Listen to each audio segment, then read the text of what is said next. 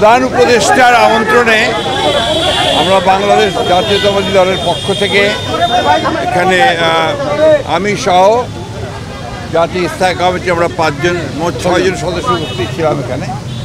আমরা প্রায় 1 ঘন্টা আলোচনা করেছি।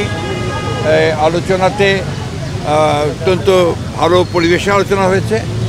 এই আলোচনাতে প্রধান যে বিষয়গুলো আমরা আলোচনা করেছি সেই মধ্যে প্রধান হচ্ছে আমরা নির্বাচন সম্পর্কিত বিষয়ে আলোচনা করেছি এবং নির্বাচনের সংস্কার বিভাগ কমিশন এবং আপনার নির্বাচন ব্যবস্থার সংস্কার সব কিছুগুলোই আমরা আপনার তুলে ধরেছি এবং আমাদের যে মতামত সেটা আমরা দিয়ে এসেছি।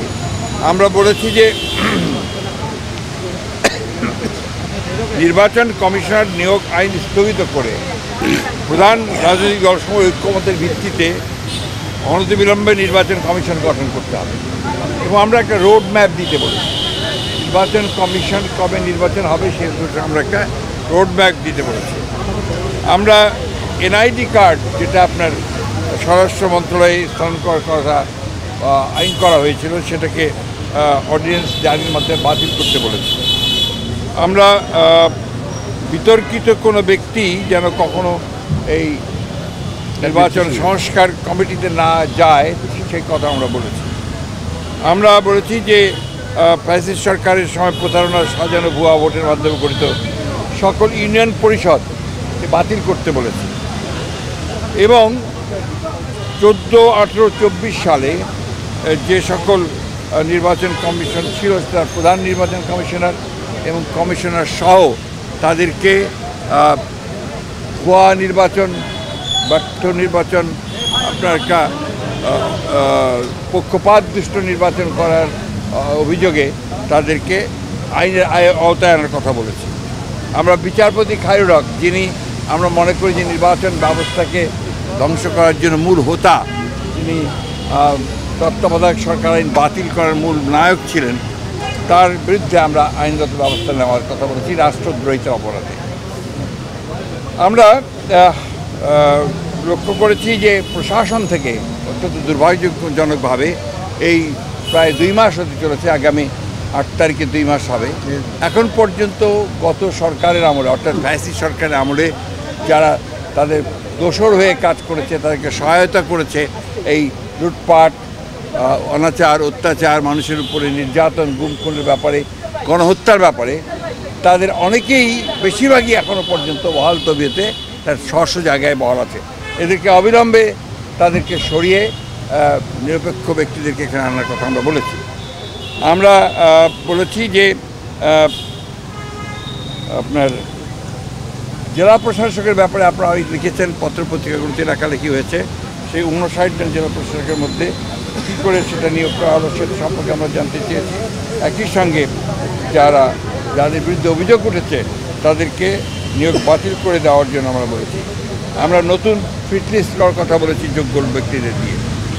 আমরা চুক্তিভিত্তিক কত কিছু নিয়োগ বাতিল করার জন্য আমরা প্রস্তাব দিয়েছি। আমরা বিশেষ করে এই অন্তর্বর্তী সরকারের মধ্যেও 2-1 জন আছেন যারা অন্তর্বর্তী সরকার এবং আপনার যে গণঅভ্যুত্থানের বিপ্লবের যে মূল স্পিরিট সেটাকে ব্যাহত করছে তাদেরকে স্মরণের কথা বলে এসেছি। আর আমরা যারা পদোন্নতি বঞ্চিত হয়েছে সরকারি কর্মকর্তা 15 বছর ধরে তাদেরকে ভূতাপেক্ষ পদোন্নতি নিশ্চিত করার কথা আমরা বলে এসেছি। এই ছিল আমাদের আপনার মোটামুটি আপনার বক্তব্য, পয়েন্ট ভিত্তিক, হ্যাঁ। এবং আপনার বিচার বিভাগের ব্যাপারে আমরা খুব পরিষ্কার করে যেটা বলেছি সেটা হচ্ছে যে এই বিচার বিভাগে হাইকোর্ট বিভাগ যেটা এখন পর্যন্ত কোনো পরিবর্তন হয়নি এবং হাইকোর্ট বিভাগের বেশিরভাগ নিয়োগই ছিল কিন্তু আপনার দলীয় ভিত্তিতে এবং প্রায় 30 জন বিচারককে বহাল তবিয়তে তারা কাজ করছে এখনও। এদের ব্যাপারে ব্যবস্থা নেওয়ার জন্য প্রয়োজনীয় আইনগত ব্যবস্থা নেওয়ার জন্য আমরা কথা বলেছি। এই কিছু দলকানা বিচারক যারা আছেন তাদেরকে অপসারণ করার কথা বলেছি। আর অতি দ্রুত আমরা পিপিজিপি নতুন নিয়োগ করার কথা বলেছি। আরেকটা আমরা লক্ষ্য করেছি যে যাদেরকে অভিযোগে গ্রেপ্তার করা হচ্ছে সুনির্দিষ্ট অভিযোগের ভিত্তিতে, হয়তো বা আপনার দুর্নীতি অথবা হত্যা এইসব সুনির্দিষ্ট মামলায় যাদেরকে গ্রেফতার করা হচ্ছে তাদেরকে আমরা দেখতে পাচ্ছি যে আপনার জামিন দেওয়া হচ্ছে। এটা অত্যন্ত উদ্বেগজনক বিষয়টা আমরা দেখার জন্য বলেছি।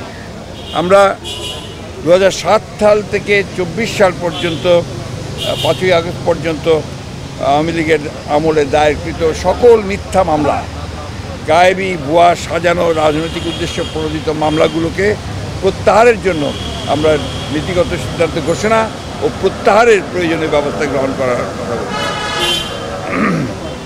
কিছু আমলা, কিছু আপনার পুলিশ কর্মকর্তা, কিছু শুনতে পাই কিছু আপনার বিভিন্ন মন্ত্রণালয়ের লোকজনেরা এবং আপনার মন্ত্রীরা তারা দেশ ছেড়ে পালিয়ে যাচ্ছে। কিভাবে পালাচ্ছে, কার সহযোগিতায় পালাচ্ছে, সেই বিষয়গুলো আমরা দেখার জন্য বলেছি। আর একটা বিষয় আমরা জোর দিয়ে বলেছি যে আজকে পতিত ফ্যাসিবাদী প্রধান শেখ হাসিনা ভারতে আছে। ভারতের থেকে তাকে কেন্দ্র করে তার মাধ্যমে যে সমস্ত ক্যাম্পেইন চলছে, প্রচারণা চলছে, যে অপপ্রচার চলছে, সেই বিষয়গুলো হতে পারছে এই জন্য যে সে ভারতে আছে। এই বিষয়টাকে ভারতের সরকারের সঙ্গে আলোচনা করার জন্য এবং তাকে ওই অবস্থা থেকে সরিয়ে দেওয়ার জন্য আমরা সরকারকে অনুরোধ করেছি। তারা ভারত সরকারের সঙ্গে এটা নিয়ে কথা বলছে। সেই সঙ্গে পার্বত্য চট্টগ্রামে যে ধরনের অস্থিরতা সৃষ্টি করার চেষ্টা করা হচ্ছে সেটাও আমরা কিন্তু আপনার বলেছি যে পার্বত্য চট্টগ্রামের ব্যাপারটাকে আরও গভীরভাবে দেখে সেখানে কারা এই ঘটনাগুলোর সঙ্গে জড়িত তাদের বিরুদ্ধে ব্যবস্থা নেওয়ার জন্য আমরা কথা বলেছি। আরেকটি কথা আমি বলি যে আপনার গুম খুনের সঙ্গে যারা জড়িত দুর্গাপূজা, তারা এখনও কিন্তু ধরাছোঁয়ার বাইরে। তাদেরকে খুব কম, একমাত্র জিয়াউল হাসান ছাড়া আর কাউকেই ধরা হয়নি। আমরা মনে করি যে অবিলম্বে, দাবি জানিয়েছি যে অবিলম্বে তাদের সঙ্গে চিহ্নিত করে তাদেরকে গ্রেফতার করা হোক ও তাদের বিরুদ্ধে ব্যবস্থা নেওয়া হোক। এবং জাতিসংঘের একটি দল এসছে এখানে, কিন্তু দুর্ভাগ্যজনকভাবে সেই দলটিকে যারা এর সঙ্গে জড়িত আছেন এই বিভিন্ন ডিপার্টমেন্টের, তারা তাদেরকে সেইভাবে সহযোগিতা করছে না। দ্বিতীয়ত হচ্ছে যে আপনার সম্প্রতি দুর্গা পূজাকে কেন্দ্র করে, সহজ উৎসবকে কেন্দ্র করে আপনারা লক্ষ্য করেছেন যে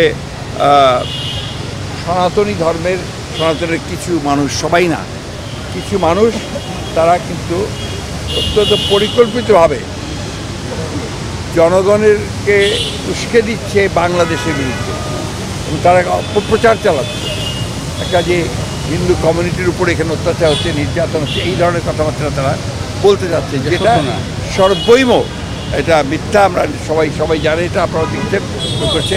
এটা হচ্ছে একটা সুদূর পরিকল্পনা তাদের, যে বাংলাদেশে আপনার মাইনরিটিকে নির্যাতন করা হচ্ছে, বাংলাদেশের বিরুদ্ধে এটা একটা ষড়যন্ত্র বলে আমরা মনে করি। এই কথাগুলো আমরা তাদেরকে অত্যন্ত গুরুত্ব সহকারে বিবেচনার জন্য বলেছি, তার বিরুদ্ধে প্রয়োজনীয় ব্যবস্থা গ্রহণ করার জন্য আমরা বলেছি। Thank you. মাননীয় মহাসচিব, স্যার একটা নির্বাচনের রোডম্যাপের কথা আপনারা বলেছেন, মাননীয় উপদেষ্টা এই নিয়ে একটা কন্ট্রোভার্সি হয়েছে ওনার সফরের সময়। মাননীয় সেনা প্রধানও বলেছেন যে 18 মাসের মধ্যে, এইটা নিয়ে ওনারা, ভাই আমি এই মাস দিনকাল নিয়ে কথা বলি না। উনি আমাদেরকে যেটা বলেছেন, যেটা আমাদের 1 নম্বর প্রায়োরিটি, নির্বাচন অনুষ্ঠান তাদের 1 নম্বর প্রায়োরিটি। উনি ফিডব্যাক কি দিয়েছেন স্যার আপনাদের এই দাবির ব্যাপারে? উনি বলেছেন অত্যন্ত সহৃদয়তার সঙ্গে তারা দেখছেন, তারা মনে করেন আমাদের দাবিগুলো হচ্ছে জনগণের দাবি, আমাদের দাবিগুলো তাদেরও দাবি।